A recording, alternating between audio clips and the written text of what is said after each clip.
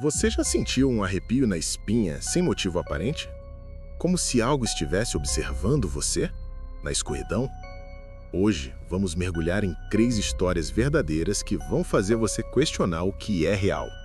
São relatos assustadores, cheios de mistério, comprovados por testemunhas e registros oficiais. De casas assombradas a desaparecimentos inexplicáveis, cada história é mais perturbadora que a outra. Fique até o final, porque a última vai te deixar sem dormir. Preparado? Vamos começar com uma casa onde ninguém ousa entrar.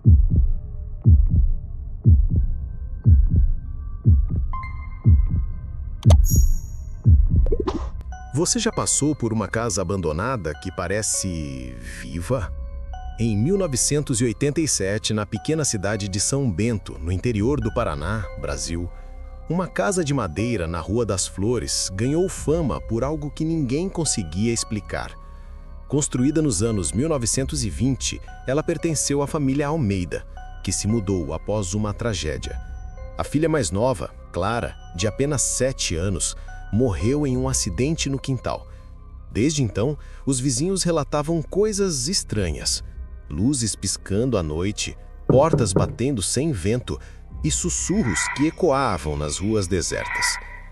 Mas em 1987, tudo mudou.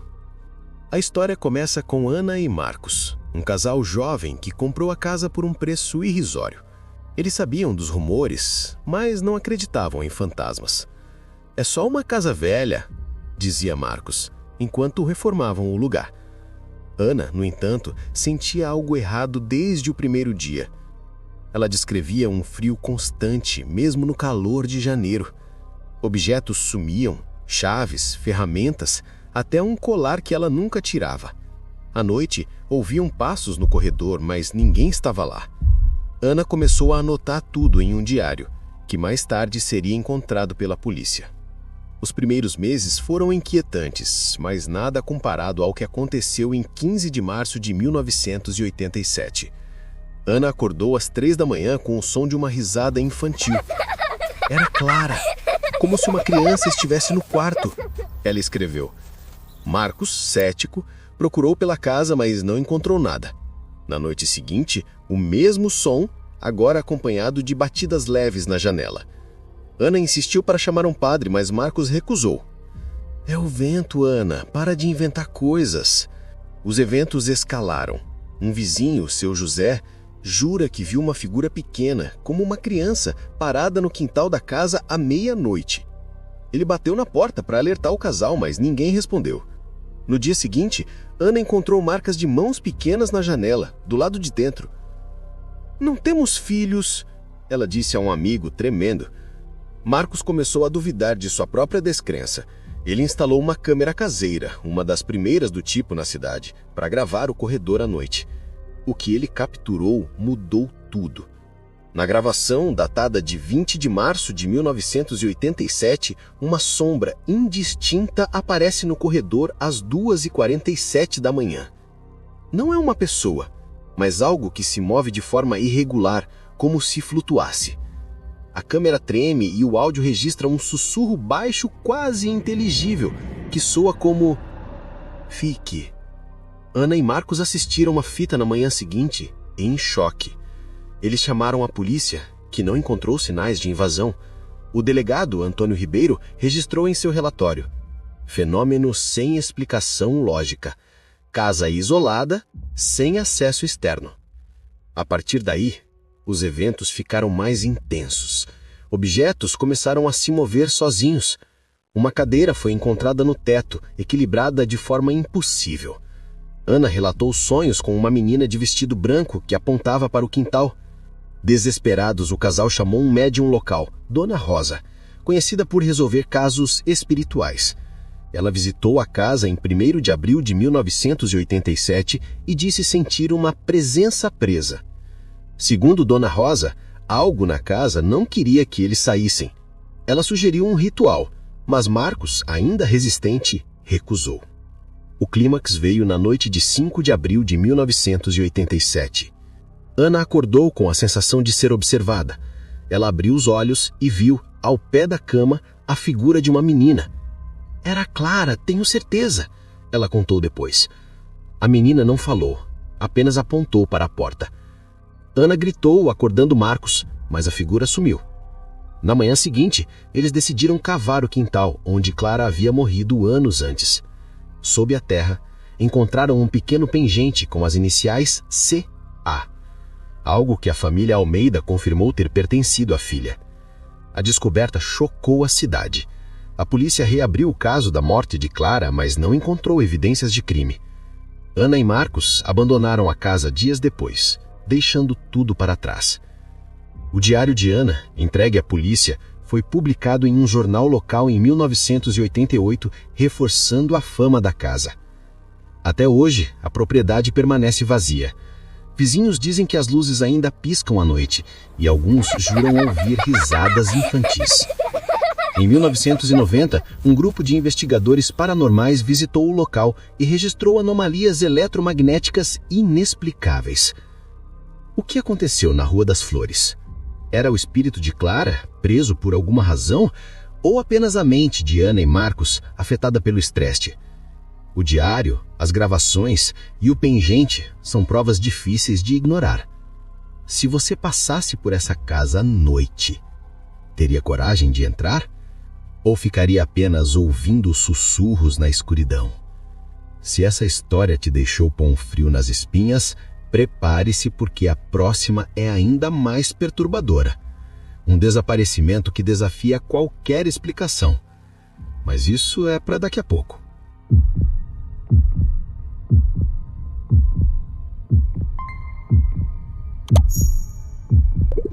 Em 12 de novembro de 1994, a pacata cidade de Campos do Jordão, no interior de São Paulo, acordou com uma notícia que gelou o sangue de todos.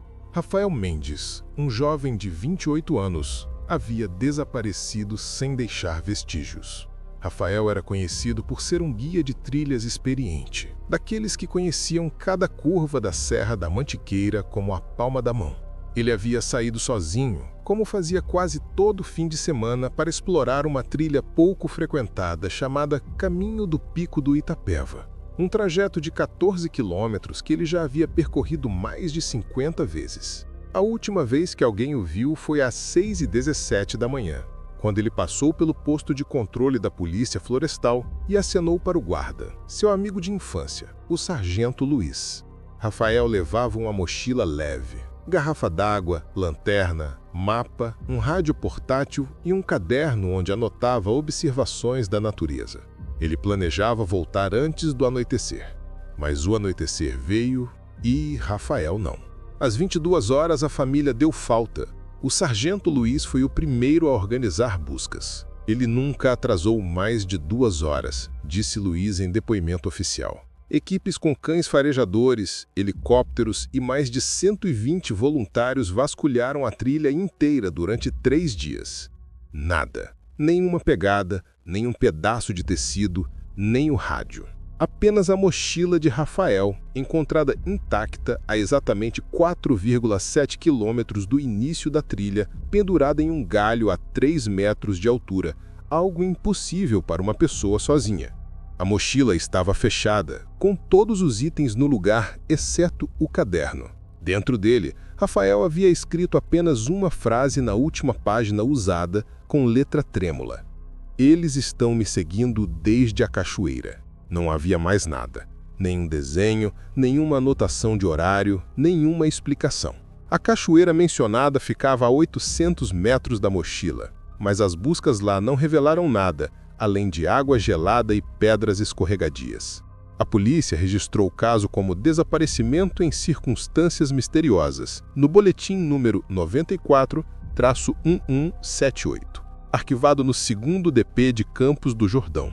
Os dias seguintes trouxeram relatos estranhos. Um casal de campistas, Ana Clara e Pedro, que estavam na mesma trilha no dia 11, disseram ter visto Rafael por volta das 14 horas.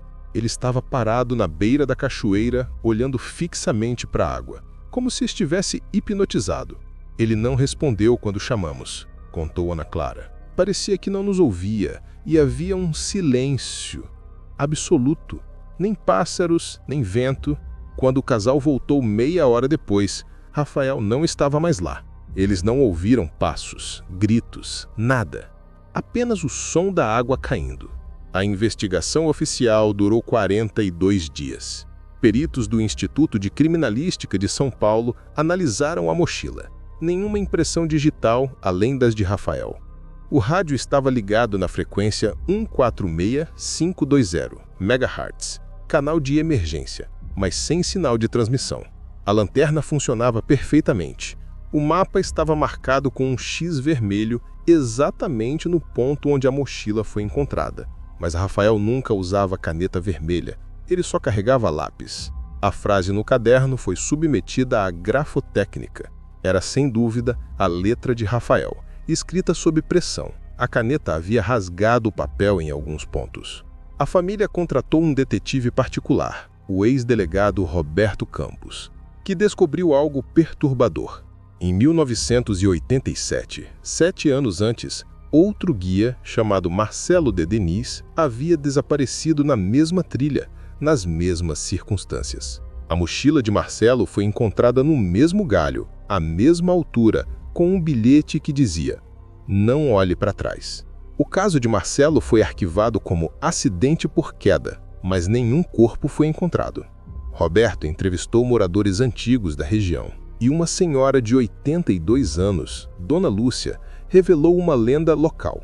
A trilha do Pico do Itapeva era conhecida como Caminho dos Perdidos. Segundo ela, desde os anos 40, pelo menos 11 pessoas haviam sumido ali, sempre em dias de nevoeiro denso.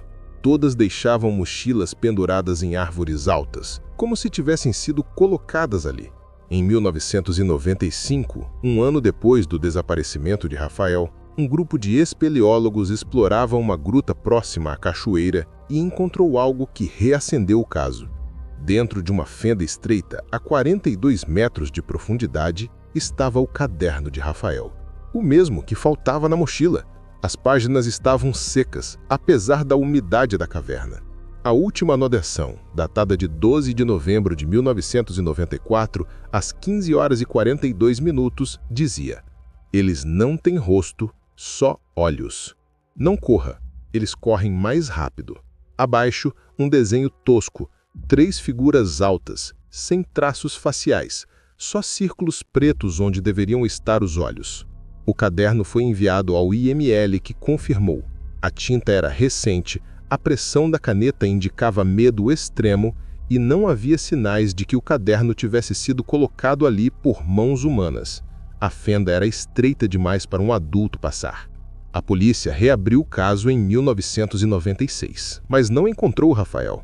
Em 1998, um terceiro desaparecimento. Uma turista alemã, Katrin Müller, sumiu na mesma trilha. A mochila dela foi encontrada no mesmo galho, com um bilhete em alemão: "Sie nehmen dich mit", tradução: "Eles te levam com eles". O caso ganhou repercussão internacional. A National Geographic enviou uma equipe em 2001 que instalou câmeras de infravermelho na trilha por 90 dias. Em 47 noites, as câmeras registraram névoas que se moviam contra o vento. Em uma única gravação, às 3h14 da manhã do dia 17 de agosto, uma silhueta alta aparece por 0,8 segundos atrás de uma árvore. A imagem foi analisada por peritos da USP. Não era manipulação digital, mas também não era possível identificar o que era. Até hoje, a trilha permanece aberta, mas com placas de advertência. O corpo de Rafael nunca foi encontrado. A família mantém uma vigília anual no dia 12 de novembro, deixando uma lanterna acesa no início do caminho. Moradores dizem que em noites de nevoeiro é possível ouvir um rádio chiando na frequência 146520 MHz, mesmo sem torres próximas. Em 2019, um drone sobrevoou a área e capturou uma imagem térmica, uma forma humana, de pé, no exato local onde a mochila de Rafael foi encontrada, mas não havia ninguém ali. O que aconteceu com Rafael Mendes? Foi um acidente, um crime ou algo que a ciência ainda não explica?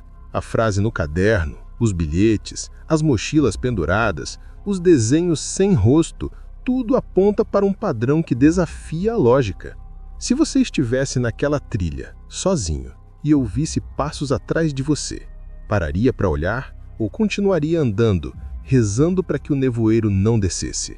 Essa foi a segunda história. Se você está sentindo o coração acelerar, segure firme. A próxima é a mais terrorizante de todas. Um encontro que deixou marcas físicas e provas que ninguém consegue ignorar.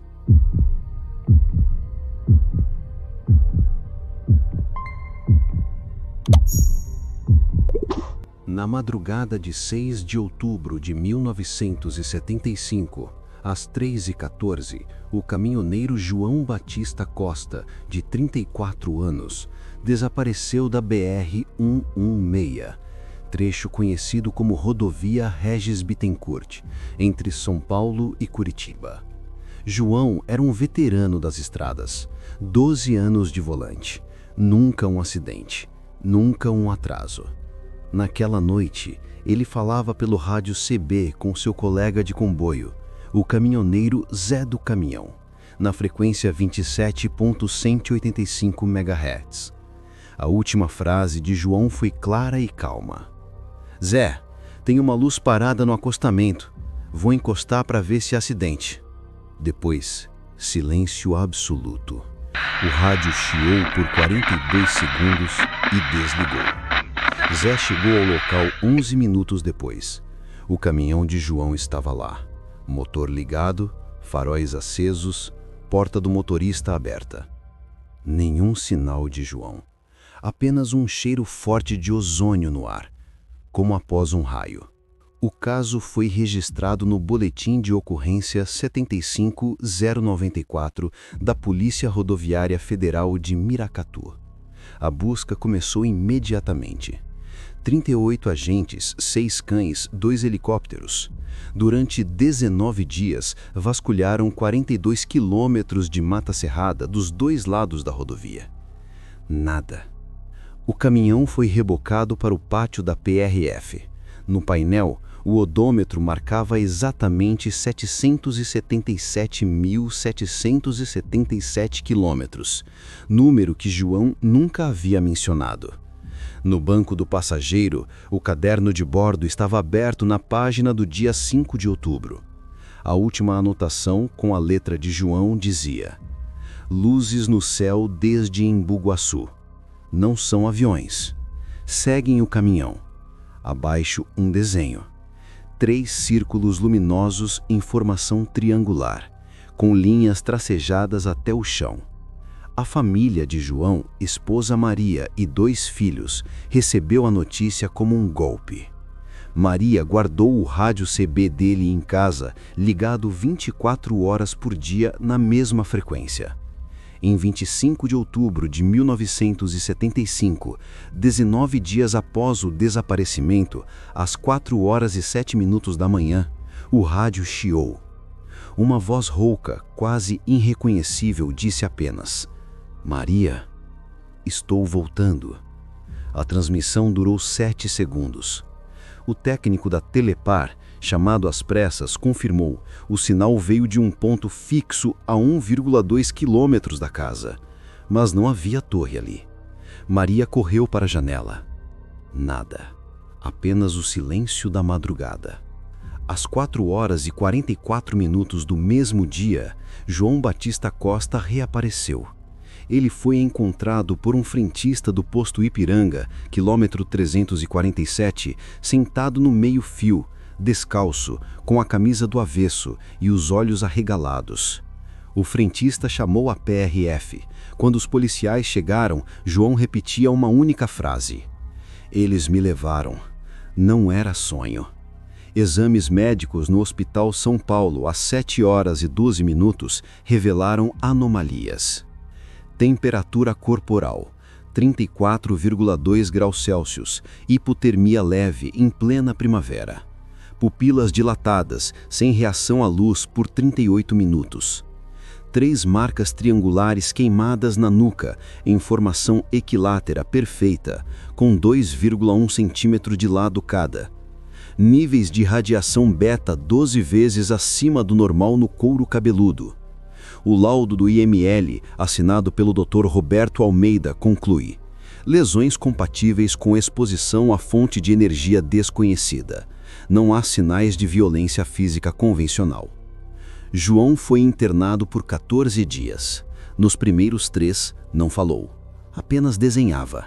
Páginas e páginas de círculos, triângulos, figuras altas sem rosto. No 4º dia começou a falar, mas em fragmentos. Contou que, ao parar no acostamento, uma luz branca desceu do céu. Não era farol, não era avião, era viva. Ele sentiu o corpo puxado para cima, como se a gravidade tivesse invertido. Perdeu a consciência. Acordou dentro de um lugar branco, sem paredes, sem chão. Havia 3 figuras altas, sem roupas, sem cabelo, com olhos pretos e brilhantes. Eles não falavam com a boca, falavam na minha cabeça. Segundo João, mostraram-lhe imagens, cidades em chamas, oceanos secos, um planeta vermelho. Disseram que o tempo estava acabando e que ele precisava avisar. Em 3 de novembro de 1975, João recebeu alta. Voltou para casa, mas não era mais o mesmo. Parou de dirigir. Passava horas olhando o céu. Em 1976, concedeu uma única entrevista ao jornal Folha de São Paulo. Mostrou as cicatrizes na nuca, ainda visíveis, e o desenho que fez no hospital. Um mapa estelar com 7 pontos conectados. Anos depois, em 1998, o astrônomo amador Carlos Fernando da Silva, da USP, comparou o desenho com o catálogo estelar Hipparcos. Os 7 pontos correspondiam exatamente às estrelas da constelação de Órion, mas vistas de um ângulo impossível da Terra. A distância entre os pontos indicava uma perspectiva a 1.400 anos-luz de distância. Em 1981, João começou a ter crises. Gritava à noite. Eles voltaram. Estão na janela. Maria instalou cortinas blackout. Em 1983, um vizinho filmou com uma câmera Super 8.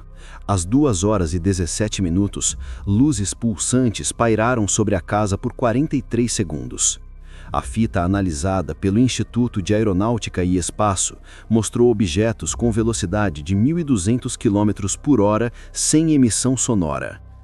Em 1987, João desapareceu novamente, desta vez de dentro de casa. A porta estava trancada por dentro. O rádio CB, que Maria mantinha ligado, emitiu um último chiado às 3h14 do dia 6 de outubro, exatos 12 anos após o primeiro desaparecimento. A frase captada: "Agora é a minha vez de levar." O corpo de João nunca foi encontrado. As cicatrizes triangulares foram fotografadas e arquivadas no IML São Paulo, sob o código 750942. Em 1995, a Força Aérea Brasileira desclassificou um relatório da Operação Prato. Entre 1977 e 1978, no Maranhão, 42 testemunhas relataram encontros com seres de luz que deixavam marcas idênticas nas vítimas. Em 2004, o ufólogo Ademar José Guevaer publicou um dossiê com 312 casos semelhantes no Brasil, todos com triângulos equiláteros, todos com desaparecimentos temporários ou permanentes. Até hoje, motoristas da Regis Bittencourt relatam luzes que seguem os caminhões entre os quilômetros 340 e 350.